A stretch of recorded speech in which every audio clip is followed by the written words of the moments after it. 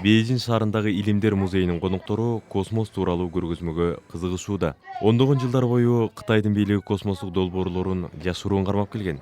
Эми алар ачыкталууда.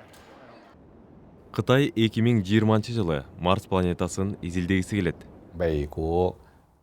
АКШ, Европа жана Индия Марска өзүнүн иликтөөчү жакан космостук кемелерин жөнөткөн. Эми Кытай да өзүнүн изилдөөсүн баштайт. Биздин кеме планетага конуп, артка маалымат жөнөтөт.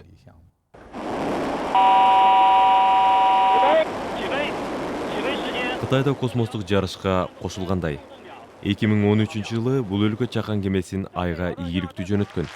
Натыйжада 40 жылдан бери биринчи жолу чакан космостук кеме айга конгон.